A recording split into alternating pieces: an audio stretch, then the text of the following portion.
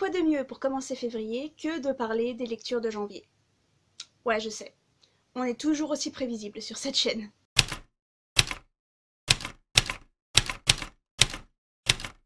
Avant de commencer à vous parler de mes lectures, n'hésitez pas à me dire en commentaire ce que vous avez lu au mois de janvier, ce que vous avez aimé ou pas aimé. N'hésitez pas à vous abonner si jamais le contenu vous plaît, et voilà. Mon premier livre, ma première lecture de janvier, c'était L'ombre des flammes de Laetitia Clavert. Je vous en ai déjà parlé dans ma pile à lire, et je ne vais pas vous en parler dans cette vidéo, parce que normalement, si je me démerde bien, c'est la vidéo de la semaine prochaine. L'autrice m'a envoyé son livre en échange d'une critique, et j'ai préféré dédier une vidéo entière à ce livre. Je trouvais que c'était mieux plutôt que de le perdre dans un update lecture.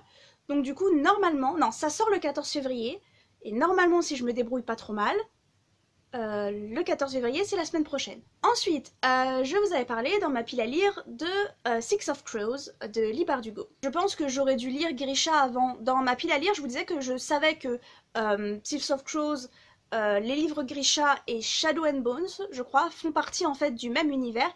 Et je me demandais un petit peu si je pouvais lire Six of Crows sans lire Grisha. J'ai eu l'impression qu'il me manquait énormément d'informations. La vérité, c'est que si elle a mis une bonne partie de l'univers dans Grisha qu'elle a écrit en premier, elle va pas les réécrire dans Six of Crows, parce que les lecteurs et les lectrices vont être complètement ennuyés, ils le savent déjà tout ça. Parce que du coup, il y a énormément de choses que je n'ai pas compris, et je ne sais donc pas si je n'ai pas compris parce que c'était déjà développé dans Grisha, ou parce que je suis pas la lectrice la plus maligne qui soit. Toutefois, il a quand même gardé 3 étoiles parce que j'ai trouvé que les personnages étaient merveilleusement bien écrits, que ce soit dans leur dialogue ou comment ils sont présentés dans la narration. Ce sont des personnages super intelligents, ce sont des personnages vraiment badass, il y a de la bagarre partout, enfin je veux dire, c'était des personnages vraiment intéressants. Mes préférés étant Inej, alors si je prononce mal, je suis désolée. Mes préférés étant Inej, Willan, et comment il s'appelait l'autre ? Il y a le personnage principal Kaz que j'aime beaucoup, et j'aime énormément Nina également. Et du coup en fait, même si j'ai pas trop accroché au livre, j'ai un petit peu hâte quand même de voir la série Netflix qui sort en avril, je crois. Un des petits trucs qui m'a dérangé en fait dans cette lecture, c'est que les chapitres sont super longs. Alors je sais que je dis toujours qu'on s'en moque de la longueur des chapitres tant que le contenu est bon. Le souci que j'avais avec les chapitres, c'est que non seulement ils étaient longs, mais il se passait 14 000 trucs. C'est vraiment un livre qui va à 1000 à l'heure en fait. Donc si vous aimez les rythmes rapides, allez-y franchement les yeux fermés. Moi j'avais besoin d'un petit peu plus de lenteur quand même. J'avais besoin d'accepter certaines informations, d'accepter certaines choses avant de passer à l'action d'après en fait. Et j'ai eu un petit souci avec l'intrigue qui fait que j'ai pas trouvé l'intrigue, le fil rouge intéressant. Et la fin était prévisible. Il y a 2 plot twists à la fin. Le premier, je l'avais deviné, et quand le premier s'est produit et que j'ai vu le nombre de pages qui restaient, je me suis dit, oh, il va se passer ça. Et il s'est passé ça. Ensuite, j'ai lu Binti de Nnedi Okorafor.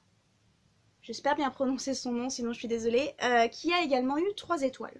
Binti, c'est l'histoire de Binti, une jeune terrienne qui se rend dans l'espace pour aller dans une université, donc dans l'espace, pour étudier les mathématiques, parce que Binti c'est un génie des maths, elle adore les maths, et les maths c'est quelque chose qui l'aide à se calmer, qui lui procure énormément de bien.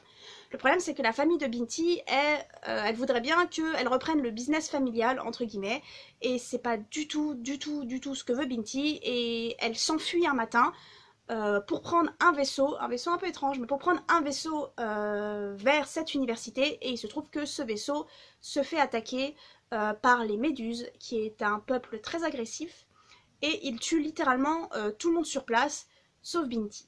Ça, c'est le résumé du premier tome, parce qu'en fait, Binti, c'est pas un roman, c'est 3 novellas, je crois qu'on dit comme ça, qu'on appelle ça des novellas, ce sont des courts romans, et donc du coup, en fait, il y a 3 tomes dans le même livre. En plus d'être un space opéra franchement bien écrit et vraiment divertissant, Binti est un personnage noir, écrite par une autrice noire, et donc du coup on parle de racisme dans ce livre. On est très vite dans l'action. En fait, quand je me suis rendu compte que c'était des novellas, j'avais un peu peur parce que c'était vraiment court, et comme on entrait vite dans l'action, j'avais peur de rater des choses, mais en fait c'est très bien développé, et franchement la plume est super sympa, c'est vraiment, ouais. Le souci principal, c'est que moi, je ne comprends pas grand-chose aux mathématiques. Donc, ce qui fait qu'à chaque fois que les mathématiques avaient beaucoup d'importance à l'intrigue, je ne comprenais plus rien. J'ai toujours été très nulle en maths, je sais compter sur mes doigts, c'est déjà pas mal. Il y a des passages assez graphiques, hein, les passages où les méduses, le passage où les méduses attaquent le vaisseau, il y a du sang. J'ai bien aimé. Du coup, le livre n'a que 3 étoiles, parce que moi je trouve que 3 étoiles c'est une bonne note. Le livre n'a que 3 étoiles parce que il y a plein de choses du coup dans le... Comment dire, l'histoire que j'ai pas compris à cause des mathématiques. J'ai trouvé que les personnages principaux, pas principaux, le personnage principal de Binti est super, elle est super intelligente, elle est... J'ai beaucoup aimé le personnage de Binti, mais les personnages secondaires sont inexistants. Enfin, moi j'ai trouvé qu'ils étaient absolument pas intéressants, qu'ils avaient pratiquement pas de personnalité, et même ils auraient pas été là, je pense que Binti aurait pu faire son chemin tout seul, toute seule, ce qui est très cool pour Binti, parce que ça veut dire que c'est un personnage qui a pas besoin des autres, c'est un personnage vraiment voilà, bien développé et tout, mais du coup les autres ils servaient pas à grand chose derrière. Du coup, dans la première histoire, j'ai trouvé que l'intrigue était vite résolue, mais en dehors de ça, il était super. Du tout aimé le livre 2, j'arrive pas à comprendre ce qui s'est passé en fait, mais le deuxième livre m'a pas du tout intéressée, je sais pas. Et le troisième, c'était le meilleur. Le troisième était... Voilà, pour moi, c'était le meilleur des 3. Après Binti, j'ai décidé de lire une petite bande dessinée qui s'appelle L'étrange boutique de Miss Potimari de Ingrid Chabert, et j'ai donné 3 étoiles. Il y a pas mal de 3 étoiles là. L'étrange boutique de Miss Potimari, c'est l'histoire d'une petite fille dont j'ai oublié le prénom, qui le jour de son anniversaire reçoit de l'argent et décide d'aller en ville pour s'acheter un cadeau, et elle découvre une étrange boutique qu'elle n'avait jamais vue avant, qui vend beaucoup de livres, beaucoup d'antiquités, enfin voilà, c'est un peu ces genres de boutiques que moi j'aime bien, où c'est un peu le bazar et tout, et puis t'as l'impression de trouver un secret à chaque recoin. Et dans cette boutique, elle trouve une boîte qu'elle veut absolument s'acheter, malgré comment dire, malgré que la vendeuse lui dise que peut-être elle devrait pas l'acheter, mais elle finit quand même par lui vendre, ce genre de truc que j'ai jamais compris. Et en arrivant chez elle, la petite fille ouvre la boîte, elle se retrouve aspirée avec sa petite souris dans la boîte, et elle se retrouve bloquée, j'ai l'impression de trop en dire, mais en fait c'est important, voilà, elle se retrouve bloquée dans le corps de sa mère quand elle était enfant. Et pendant qu'elle essaye de vivre sa petite journée et de sortir de là, elle se rend compte que quelqu'un la suit. Les images sont super douces, les couleurs sont magnifiques, ça fait très automnal pour ce premier tome. L'héroïne est une petite fille absolument géniale, elle est très intelligente, elle est très dynamique, elle est courageuse. Voilà, c'est vraiment le genre de petite fille que quand on est enfant, on voudrait lire et s'identifier. Mais pour 3 étoiles, vous vous doutez qu'il y a des petits soucis. Alors ce sont peut-être des petits soucis que moi je vois avec mes yeux d'adulte. Le souci c'est que je ne peux pas vous en parler sans vous spoiler. Donc du coup, je vais vous mettre un timecode juste là, si vous souhaitez lire l'étrange boutique de Miss Potimari sans vous faire spoiler ce qui se passe. Donc il se trouve qu'en fait, la personne qui la suit, c'est le fantôme d'un de ses ancêtres. Et il a un petit problème parce que l'un des fantômes a disparu. Et donc il demande à la petite fille de l'aider à le trouver. Le souci, c'est qu'il y a beaucoup trop de questions sans réponse en fait. Et je sais que c'est parce qu'il va y avoir une suite, c'est parce qu'il va y avoir un tome 2, enfin un volume 2 et probablement plusieurs. Le souci c'est que moi, bon c'est peut-être personnel, mais j'aime bien quand chaque tome a sa propre intrigue. Et que toutes les questions du tome sont répondues dans ce tome. Je vais vous parler de la boîte à musique un petit peu après. Ce que j'aime beaucoup dans la boîte à musique, c'est ça, c'est que chaque tome a son aventure qui commence et qui est résolue dans le tome en fait.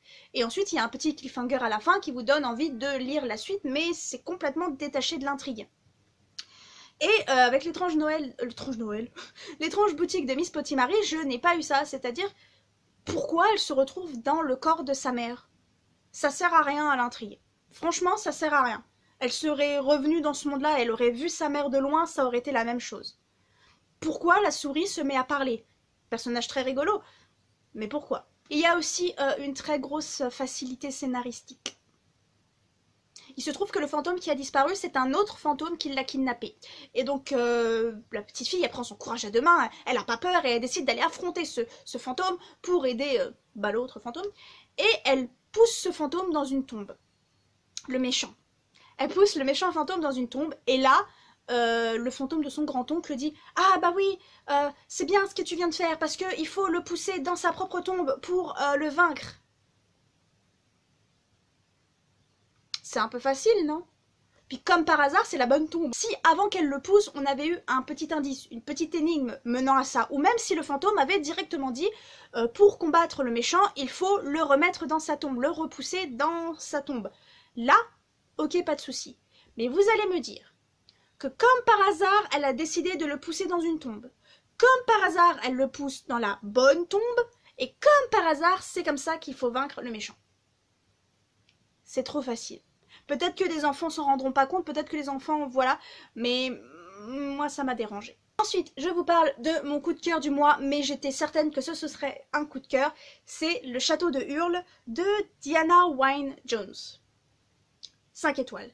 C'était un avis complètement biaisé, parce que Le Château ambulant, film Ghibli qui est inspiré de ce livre, est un de mes films d'animation préférés. C'est un des rares, donc j'ai les DVD, juste là. Et vous les voyez pas. Ce qui est super cool, c'est que si vous êtes un grand fan du film comme moi, ou une grande fan, que vous connaissez par cœur comme moi, à la réplique près, vous pouvez quand même lire le livre, parce qu'au final, il se passe pas vraiment la même chose dans le livre. C'est vraiment le premier tome d'une trilogie. Mais il me semble que les 2 tomes suivants ne parlent pas des mêmes personnages. On y retrouve donc toujours Sophie, qui est chapelière, ça se dit ça? Qui fait des chapeaux. La petite Sophie qui fait des chapeaux et qui vit dans l'ombre de ses sœurs qui sont magnifiques, qui sont bonnes à marier, qui sont tout ça. Et Sophie, elle est un petit peu banale et puis elle se pose pas vraiment de questions de ce qu'elle veut faire dans la vie. On lui a dit qu'elle ferait des chapeaux toute sa vie et elle fera des chapeaux toute sa vie. Elle est douée pour faire des chapeaux. Et un jour, elle rencontre malheureusement et elle vexe la sorcière des steppes, qui est une sorcière connue pour être une sacrée... On ne pourrait peut-être pas le dire comme ça, qui est pas connue pour être la plus sympa du royaume. Et il se trouve qu'elle vexe cette sorcière, sans savoir que c'était la sorcière, et que cette sorcière a une dent contre elle, parce qu'elle est persuadée que Sophie et le mage d'Hurle, je crois que c'est comme ça qu'il s'appelle, ou le sorcier de Hurle, ont une petite aventure, et du coup la sorcière se venge en faisant de Sophie une vieille dame, et en plus, petite cerise sur le gâteau du sort, Sophie est dans la capacité totale de parler de ce qui lui est arrivé. À chaque fois qu'elle essaie de dire « on m'a jeté un sort, je suis une jeune fille dans le corps d'une vieille dame », elle ne peut pas le dire, elle n'arrive pas à en parler, le sort la bloque. Sophie se sauve donc, parce qu'elle ne veut pas que sa famille la voie comme ça. Elle décide de prendre la route et elle tombe en chemin sur le château ambulant, qui est le château où vit justement le mage Hurle. Moi j'aime beaucoup les livres qui prennent pas les enfants pour des idiots. Alors effectivement c'est une sacrée brique, donc c'est pas à mettre entre les mains de n'importe quel gamin, mais les mots employés sont pas toujours les plus simples, les tournures de phrases sont magnifiques mais sont pas toujours les plus simples non plus. C'est un univers très dense, et c'est un univers qu'on apprend à découvrir au fil du temps, qu'on suit Sophie qui le découvre au fil du temps. C'est un univers magnifique, absolument loufoque, et avec des personnages tout aussi loufoques. Et bon, moi j'aime beaucoup. C'est toujours plein de magie, et honnêtement, c'est aussi beau que le film, c'est aussi visuel que le film, c'est aussi plein dans la tronche que le film. Dans ce livre, on s'intéresse aussi beaucoup plus aux sœurs de Sophie que dans le film, où on en a strictement pas grand chose à faire. Et j'aime beaucoup les sœurs de Sophie. Elles sont très malines, vraiment très intelligentes, elles sont intéressantes, elles sont, voilà, c'est pas juste des femmes, des belles femmes mis en arrière-plan. On nous les présente comme étant des femmes absolument magnifiques, enfin, surtout Letty, parce que Martha est plus petite, mais ce sont des femmes absolument magnifiques. Letty, absolument tout le monde veut l'épouser, tout le monde veut la marier, mais c'est pas que une beauté en fait. Elle a un cerveau, et elle et Martha mettent en place un plan dont je vous parlerai pas, pour pas vous spoiler, mais qui est vachement intelligent et qui est vachement intéressant. La principale différence avec le film, parce que du coup on est obligé de faire les différences, c'est que Hurle, oh, il est épouvantable. Dans le film, Aoru, bon, c'est pas le meilleur gars qui soit, mais il est charmant, il est gentil, il est poli, il taquine un petit peu Sophie, mais il est gentil avec elle. Il est très narcissique, ça, oui, mais il est charmant. Enfin, je veux dire, je sais pas vous, mais pour moi, Aoru, ça a été un de mes premiers crushs, hein. Que dans le bouquin, il est imbuvable. Toute la journée, il se moque de Sophie, toute la journée, il attaque Sophie. Il a pas l'air très doué non plus dans sa magie, hein. Et puis il est immonde, enfin, il est pas gentil, c'est pas un gentil monsieur. Non. L'une des principales différences dans l'intrigue, c'est que dans le film, il y a une histoire de guerre on n'a jamais vraiment beaucoup d'explications sur pourquoi le pays est en guerre et pourquoi Aoru se bat dans cette guerre. On sait pas non plus trop, moi en tout cas, j'ai jamais trop compris pour qui il se battait. Alors que dans ce film, dans le livre, il n'y a pas d'histoire de guerre. Dans le livre, Aoru, c'est un mec, c'est un sorcier qui ne répond pas à ses devoirs envers le roi, envers la royauté, bon ça c'était déjà dans le livre, mais qui en plus a une petite passion qui est de draguer toutes les filles qui passent et une fois qu'elle tombe amoureuse, donc en fait ce qu'il aime c'est les draguer, les séduire, tout ça jusqu'à ce qu'elle craque et quand elle tombe amoureuse, il disparaît. Donc vraiment, on le place pas sur le podium du mec le plus gentil du monde. En soi, j'aime beaucoup en fait cette idée que le film n'était pas un copier-coller du livre, parce que du coup j'ai pu apprécier le livre sans savoir ce qui allait se passer, j'ai eu de réelles surprises au niveau de l'intrigue. Par contre, Sophie, c'est toujours la meilleure grand-mère du monde. Sophie, c'est un mood. Sophie, elle est géniale. J'adore Sophie, que ce soit dans le livre ou dans le film. Ma lecture suivante a été le tome 4 de La boîte à musique de Carbone et JG, qui a eu 4 étoiles. C'est une bande dessinée dont je vous ai déjà parlé, que je trouve absolument magnifique dans les planches, et je trouve que le personnage principal est génial pour les petites filles et pour les petits garçons, pour s'identifier, pour tout ça, et ça parle aussi pas mal de deuil. Je vous renvoie à une ancienne review, les mots ont toujours du mal à passer, où je vous en parlais. La petite fille a perdu sa mère en fait, et le deuil c'est un petit peu en dehors de la magie, en dehors du monde fantastique qui est dans la boîte à musique, ça reste un petit fil rouge. Et d'ailleurs c'est un petit fil rouge qu'on voit bien là, parce que dans ce tome 4, on voit le père pleurer en fait, et être un petit peu dépassé par les événements. Les couleurs, les planches sont absolument hypnotisante. Je peux pas m'empêcher de regarder ces planches et de chercher absolument tout et n'importe quoi. Tous les petits détails. Dans ce tome 3, Nola rencontre un nouveau personnage dont j'ai oublié le nom, qui est très inquiète parce que sa prof de musique a disparu et que, enfin, n'est pas venue à son cours, et c'est pas normal. C'est vraiment pas normal, c'est pas dans son genre. Elle aurait prévenu si elle était en retard ou malade. Non, c'est la panique à bord. Cette personne a disparu. Plus de ça, là où habitent les personnages principaux dans la boîte à musique, il y a du raffut, les policiers, les gardes ou les soldats, je sais pas comment on dit, ont arrêté le voisin, qui est pas le plus gentil des voisins ou le plus agréable des voisins, mais ça sentait l'injustice un petit peu, on sait pas trop pourquoi il se faisait arrêter, enfin voilà. Du coup, petit spoiler, je mets un timecode. Petit spoiler, l'histoire c'est que ce voisin et cette prof étaient en couple et c'est illégal parce qu'ils ne sont pas de la même espèce. Du coup, quand lui s'est fait arrêter, la prof est allée se cacher en fait de peur de se faire arrêter également par les soldats du roi. Ça permet d'apporter une petite discussion sur le sujet, sur le fait que tout le monde a le droit de s'aimer, tant que tout le monde est consentant et que tant que tout le monde est en âge, hein, que tout le monde a le droit de s'aimer même si on est différent, que voilà, il y a un moment où Nola dit « dans mon monde, on n'avait pas le droit avant et maintenant on a le droit », voilà, donc ça fait écho au mariage homosexuel, tout ça.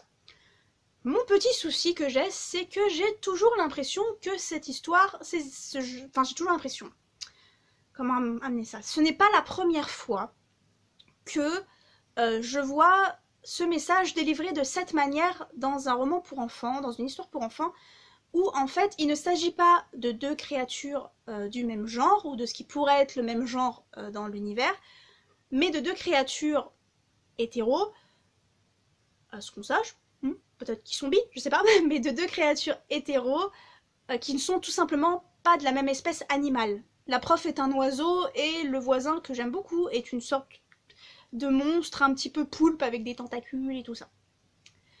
Et j'avoue que j'ai un petit peu de mal avec la manière dont ces choses sont amenées. Si jamais vous avez regardé cette partie spoiler, dites-moi ce que vous en pensez dans les commentaires. Mais moi j'ai toujours du mal. Pourquoi les deux personnes amoureuses ne pouvaient pas être deux créatures féminines, enfin genrées au féminin, ou deux créatures genrées au masculin. Enfin, pourquoi est-ce qu'il fallait absolument que ce soit un oiseau et un poulpe? Vous voyez ce que je veux dire? Pourquoi, pour amener ce message, justement, est-ce que cela n'aurait pas eu plus d'impact de dire à l'enfant ce sont deux garçons, ce sont deux filles, et ils ont le droit de s'aimer, et le roi a décidé que c'était illégal, et c'est injuste, il faut que ton personnage principal prenne les devants, et aille parler vraiment, voilà, et t'expliquer que c'est normal, et que c'est ignoble d'interdire ces deux personnes de s'aimer. Enfin, voilà. Du coup, je sais pas si je suis la seule, je sais pas si c'est juste personnel, j'avoue que j'apprends encore beaucoup sur le sujet, donc si jamais, dans la barre d'infos, pas dans la barre d'infos, n'importe quoi, si jamais, dans les commentaires, n'hésitez pas à me dire ce que vous en pensez, évidemment si vous êtes concerné. Si vous n'êtes pas concerné, c'est plus intéressant quand vous l'êtes, quoi. Et enfin, dernier livre, promis, c'est bientôt fini, une demi-heure, Cécile, il faut que t'arrêtes de parler. J'ai lu la 5e saison, le tome 1, d'ailleurs j'ai mis un S alors qu'il ne devrait pas y en avoir, la 5e saison, le tome 1 de N.K. Jemisin, je suppose que c'est comme ça, et ça a été une énorme déception.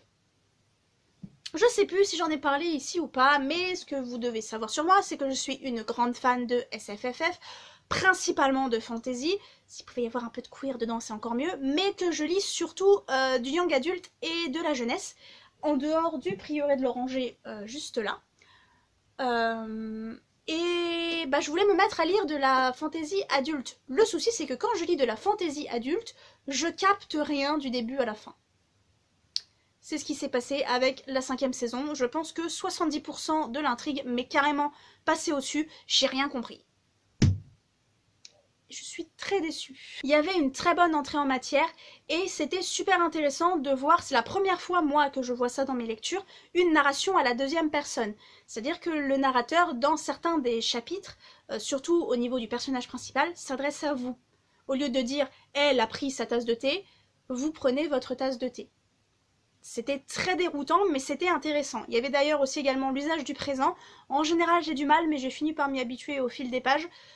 Donc au final, en fait, ces deux choses combinées qui auraient dû me déranger n'ont pas été le problème. Le problème, c'est que j'ai vraiment rien compris de ce qui se passait du début à la fin. L'une de ces raisons étant également que l'autrice, il me semble que c'est une autrice, l'autrice invente des termes, invente des mots, invente des choses et ne les explique pas. Et du coup, c'est cool, il y a un lexique à la fin. Mais comment je le sais, moi, qu'il y a un lexique à la fin alors que je suis déjà perdue dans ma lecture? Honnêtement, je pense qu'il faudrait mettre des notes de bas de page. Je sais que vous n'aimez pas ça, mais mettez au moins une petite astérix avec écrit « Crétine, il y a un lexique à la fin, va voir ». Même si moi je préférerais avoir la définition directement, mais ça c'est entièrement personnel. Du coup, je m'en suis rendu compte qu'à la fin, parce que je suis... Je sais pas si c'est parce que je suis idiote ou parce que je fais pas partie des gens qui feuillettent le bouquin jusqu'à la fin, mais moi je ne savais pas qu'il y avait un lexique. Donc il y a pas mal des mots qui me sont passés au-dessus. Autant il y a des mots que je comprenais pas, je cherchais la définition sur Google, je pouvais la trouver. Autant il y avait des mots que je comprenais pas, je les tapais sur Google et Google me disait juste « Ce mot a été inventé pour la 5e saison ».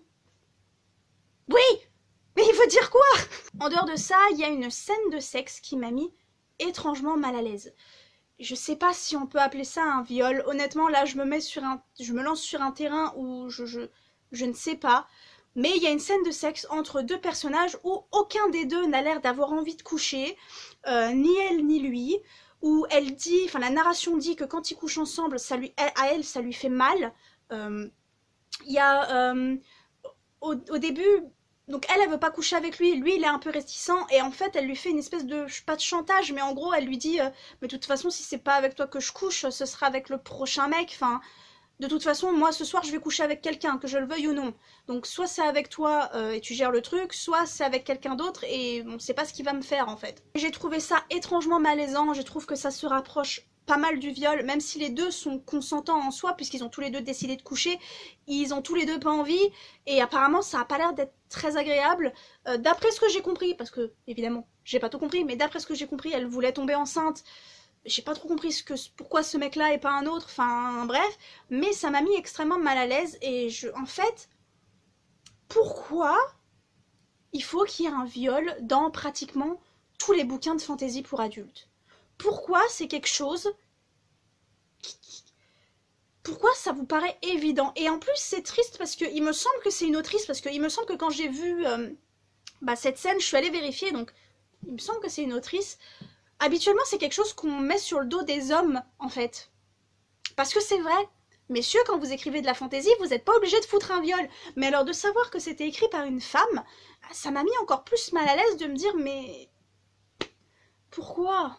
Et du coup ensuite, un peu plus loin, vers la moitié du livre, au bout d'un moment, il y a 2 insultes homophobes et c'est là que j'ai vraiment décroché. Là je dis c'est bon, j'en peux plus, c'est jamais nécessaire de toute façon, surtout si on vient pas à parler d'homophobie ensuite, vous n'avez pas besoin d'utiliser. Il y a plein d'insultes. Il existe plein d'insultes. Vous n'êtes pas obligé d'utiliser celle-là, parce qu'elles sont encore plus blessantes et que, voilà, elles font partie maintenant du vocabulaire commun, alors que, elles tuent tout simplement des gens tous les jours. Et du coup, non, à partir de là, j'ai vraiment décroché, et à partir de là, j'en avais vraiment plus rien à foutre, en fait, de comprendre ou pas le texte. En plus de ça, j'avais aucun attachement pour les personnages, aucun. La personnage principale de Esun, au début, en fait, le début commençait bien, et du coup, je comprenais sa colère, je comprenais sa peine, et parce que c'est absolument horrible ce qui lui arrive au début. Vous avez capté que comme j'ai pas tout compris, je peux pas vraiment vous expliquer de quoi ça parle. Hein. C'était, voilà, mais petit à petit, en fait, au final, rien à foutre de personne, franchement, c'était, voilà. Un des points positifs que je peux trouver, c'est que ça se lâche sur les adverbes. Et alors moi, à qui on dit tout le temps « Mais moins d'adverbes, les adverbes c'est nul. Chers auteurs et autrices, arrêtez de mettre des adverbes, c'est trop facile, vous êtes pas doués si vous faites ça. C'est un mauvais bouquin. » C'est pas vrai. Si j'ai envie de mettre des adverbes, je mets des adverbes. Et dans ce bouquin, il y en avait une flopée.